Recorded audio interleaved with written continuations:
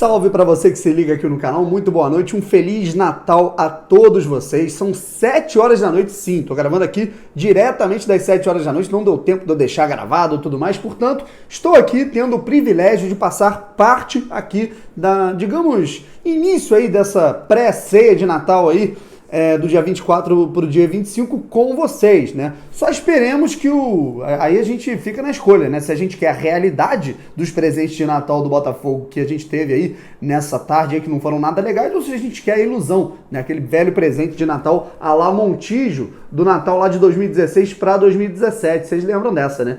A gente imaginava que algo ia dar certo, né? Mas não deu.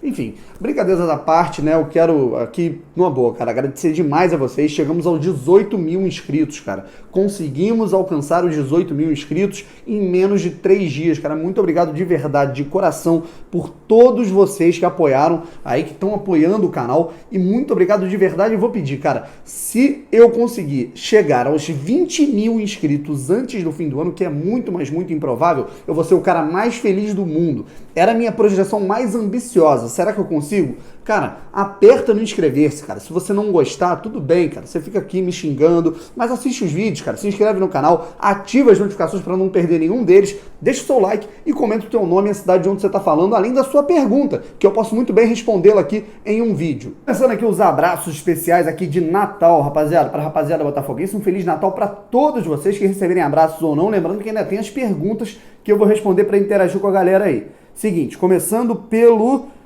Paulo Ricardo de Juiz de Fora, para o Luiz Ângelo de Frei Paulo, de Sergipe, para o Dieixon, lá de Planaltina, em Goiás, o Helder de Sumé, na Paraíba, o Jefferson de Goianésia, no Pará, o Daniel Henrique de Campo Grande, aqui no Rio de Janeiro, e o Samuel Medeiros de João Pessoa, Paraíba. Vamos embora pro vídeo, vamos falar de muita coisa aqui. Seguinte, gente, vamos aos comentários, né? Complementando assim com comentários que a gente só noticiou de maneira fria, por conta ali do vídeo ter ficado muito em cima da hora, dos assuntos mais quentes do Botafogo no dia de hoje. O primeiro, claro, a venda precoce do promissor zagueiro da base, que nem chegou a jogar no profissional, o Pimenta. Foi vendido para o mundo árabe, 70% dos seus direitos econômicos, 400 mil dólares. Isso daí demonstra o desespero do Botafogo por dinheiro. E também o bem encaminhado, praticamente certo, empréstimo do Ezequiel para o futebol japonês, um time lá de Hiroshima, na primeira divisão japonesa. O Botafogo vai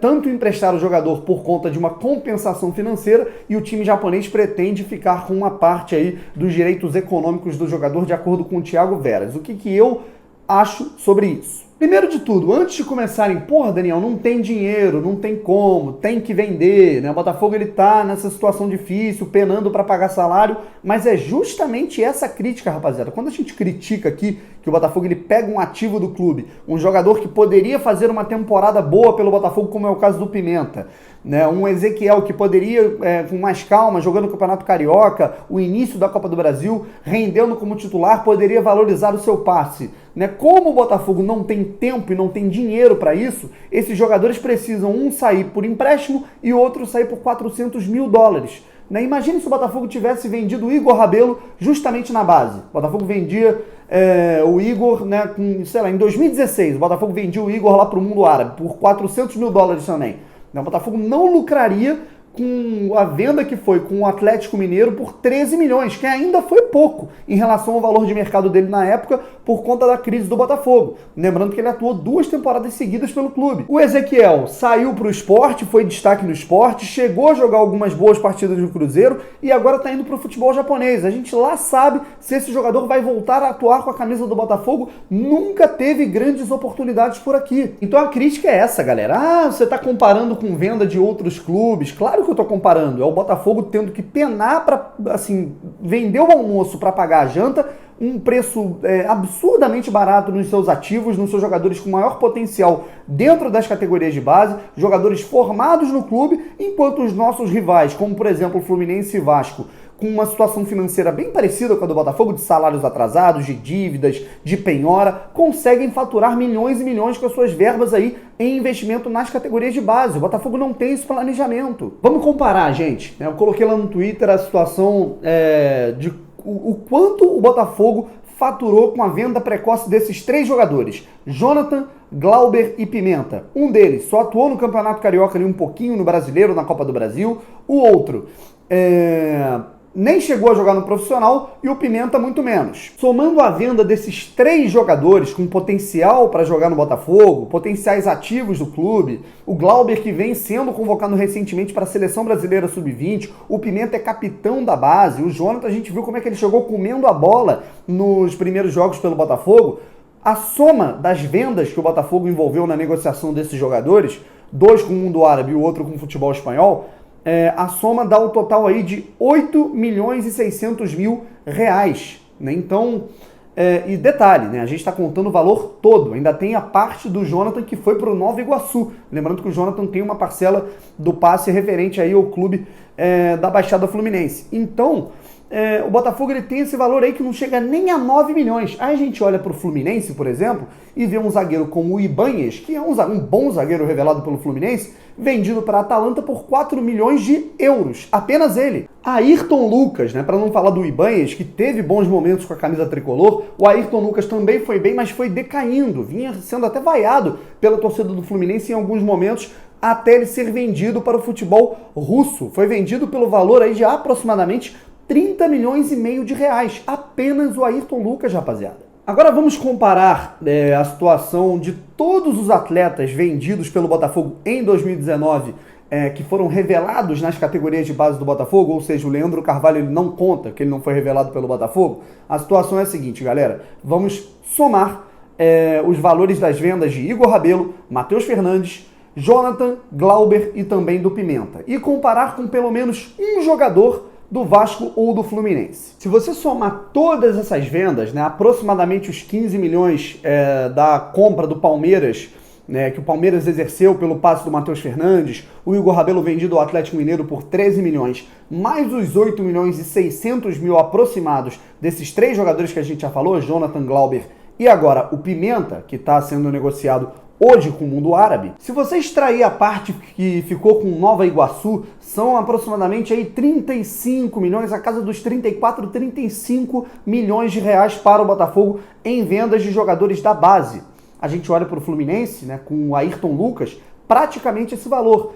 Né? Tudo bem que é um jogador de outro parâmetro, mas a gente olha para o Douglas Luiz, do Vasco da Gama, que foi vendido por 13 milhões de euros para o futebol da Inglaterra há 2 anos atrás. Isso dá aproximadamente quase 60 milhões de reais. Você soma a venda do Jonathan, do Glauber e do Pimenta, dá praticamente, né, dá o mesmo valor, né, se você for parar para pensar, da venda do Evander, do Vasco, que era um jogador também muito criticado pela torcida vascaína. Daniel, mas tem que vender. Daniel, mas esses jogadores eles atuaram no profissional, por isso que não vale a comparação. É claro que vale. Vale porque é justamente essa crítica. Vale, não tem dinheiro. Mas por que não tem dinheiro? Porque não tem planejamento. Não tem planejamento por quê? Porque você vende os seus ativos antes de colocá-los no profissional. Né? Coisa que, por exemplo, o Vasco da Gama não fez. Né? Imagine, o Vasco louco de dinheiro, né, para não falir, tem que pagar salários e tudo mais, vendesse o Douglas Luiz, que valeu 50 milhões aos cofres do clube, por uma mixaria quando ele estava no Sub-17. E aí? Então eu bato o pé na minha opinião, cara. Um clube que quer realmente, que tá fazendo uma transição profissional para o profissionalismo, tem que ter muito cuidado na hora de negociar os seus ativos a preço de banana, até em loco nos investidores que olharem o que estão fazendo com as principais pratas da casa do clube. Outra opinião aí baseada numa informação que a gente tem a respeito do Igor Cássio, né, com a possibilidade da chegada do Felipe Viseu, né, e a proposta parece que foi vista com bons olhos pelo clube italiano, pela Udinese, que detém aí o passe do jogador revelado pelo Flamengo. Se o Felipe Viseu chegar no Botafogo, aí você vai ter aí Felipe Viseu, Pedro Raul, Vinícius Tanque e Igor Cássio. Ainda tem a situação do Diego Souza, que o Botafogo não conta com o jogador por conta do peso financeiro que é mantê-lo. Né? Então o Diego Souza tira um pouco dessa discussão, né, que é um caso, digamos, à parte para a gente projetar quando as novas informações saírem. O Vinícius Tanque não deve ser aproveitado. O Botafogo deve procurar aí clubes para emprestar o atleta, né? Não sei se durante meia temporada, uma temporada, enfim. Né? Mas a informação é a seguinte, galera. Se o Pedro Raul já foi contratado, né? Faltam as questões, documentações para ele ser anunciado com o Vitória de Guimarães, que é um time que tem aí parte dos direitos do jogador, ele que foi atleta lá em Portugal, no Vitória de Guimarães B. Então, o Atlético Goianiense fica um pouco de fora dessa negociação nesse sentido de documentos. Com a documentação acertada, ele vai ser anunciado em breve, não sei quando, mas ele vai ser anunciado em breve como novo centroavante do Botafogo. E caso o Felipe Vizeu chegue no Botafogo também, há uma possibilidade de empréstimo do Igor Cássio. Alguns falam em empréstimo para o América Mineiro, o time que é comandado pelo Felipe Conceição, Felipe Tigrão, que conhece bem a base do Botafogo, foi técnico sub-17 do Botafogo, comandou o Rickson, comandou o Anderson, comandou o próprio Igor Cássio, já levou o Rickson lá para o América Mineiro, que hoje comanda o Diego, que também foi seu jogador nos tempos de base do Botafogo, Diego que foi lateral do Botafogo lá em 2015, 2016, depois não recebeu tantas oportunidades, foi para o Atlético Paranaense, hoje está no América Mineiro e fez uma boa segunda divisão pelo América Mineiro. E outro jogador que o Felipe Conceição talvez aproveite seja o Igor Cássio, mas aí depende muito dessa situação do Felipe Vizeu. Se o Botafogo tiver esses dois centroavantes, Vizeu e Pedro Raul, existe essa possibilidade do Igor Cássio ser emprestado. Eu não tenho uma opinião muito formada sobre, porque aí entra na balança a produtividade do jogador, as, digamos, oportunidades que ele vai ter ao longo da temporada, também tentar dar rodagem para o atleta em um campeonato com menos responsabilidade, em torneios de menor nível, ter uma boa qualificação e aumentar, valorizar o passe, a questão de enxugar a folha, você tira a folha de que é o Igor Cássio, para colocar um centroavante de mais potência, que é o Vizeu. Eu ainda tenho uma opinião um pouco, digamos, em cima do muro. Eu quero saber de vocês. Outra parada, galera, antes de eu falar das perguntas, eu quero que vocês deem uma olhada no Seleção Alvinegra. Cara, tem uma entrevista muito legal do Zé Pacini com o filho do Louco Abreu, dizendo que ele adoraria continuar o legado do Louco Abreu um dia, quem sabe vestindo a camisa do Botafogo, mas que a prioridade dele hoje é ser jogador do Defensor do Uruguai, clube, que é o país onde ele atua lá nas categorias de base, e também ser jogador no futebol europeu. Agora, para finalizar, tomar meu banho, comer aquele chesterzinho, ficar suave, beber um chopp. Então é o seguinte, gente, vamos responder as 3 perguntas que eu selecionei aqui da rapaziada.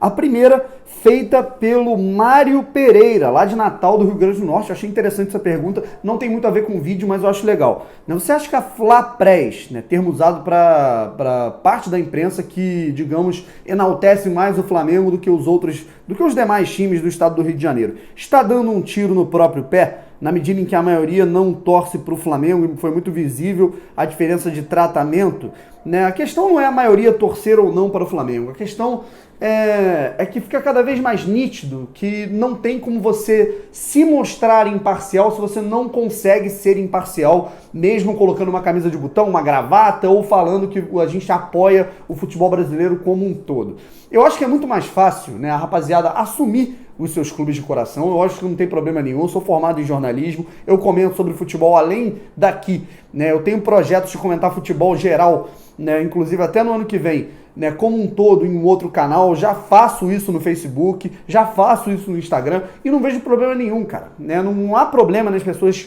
divulgarem os seus times de coração. O problema é você não divulgar e dentro do seu trabalho, do seu comentário, da sua análise, que você tem que ser imparcial, isso afetar naquilo que você pensa e naquilo que você influencia. É o grande problema aqui no Rio de Janeiro. Aquele áudio do Rizek, cara, em que ele compara quando o Flamengo vence um jogo, um campeonato, Mengão, a mística do Mengão, que não sei o quê, e quando um Botafogo vence, o Botafogo venceu um campeonato estadual esvaziado, Vasco venceu com um gol de sorte, É completamente diferente, cara, e isso não pode acontecer. Aqui no Rio de Janeiro é além de todos os estados. E aí o contrapeso disso é a gente aqui, cara, que faz um conteúdo independente, as mídias alternativas, vocês que nos acompanham, eu tenho certeza que 90% de vocês estão cansados de assistirem aí o desprestígio ao Botafogo nos noticiários comuns, tradicionais, muito por conta disso.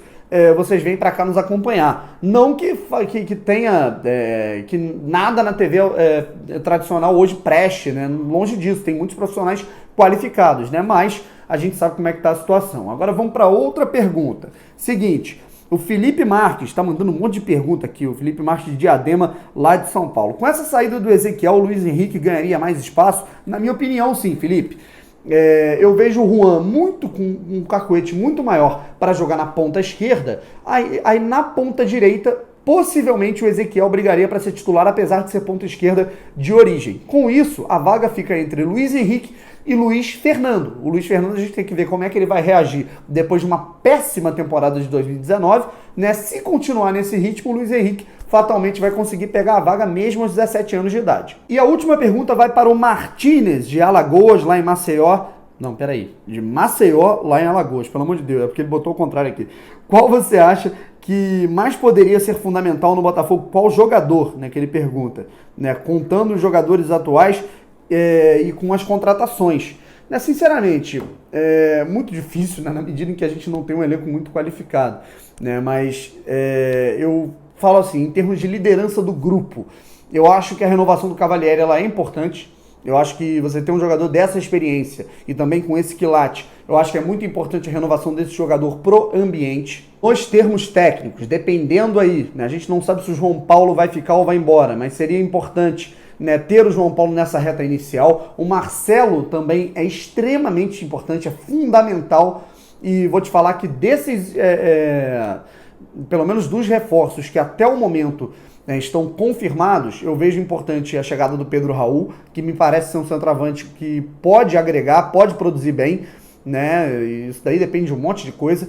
E, sinceramente, eu acho que o Guilherme Santos pode dar uma volta por cima. Tem a questão física do cara, é verdade, mas eu não acho ele um cara perna de pau, né? E o Botafogo ele tem que suprir essa carência na lateral esquerda. Pessoal, é isso. Vamos ficando por aqui. Muito obrigado pelo carinho, pela audiência. Eu já vou pedir, cara, se inscreva aqui no canal, rapaziada. Queremos chegar aos 20 mil o quanto antes. Já estamos aí caminhando para os 18.200. 18.200 inscritos. Já passamos aí dos 18.100 na tarde de hoje. Então é isso, cara. Se inscreva no canal, ative as notificações. Um beijo, um Feliz Natal para você, para sua família. E amanhã vocês me aturam ainda muito mais. Um forte abraço. Até a próxima. Tchau.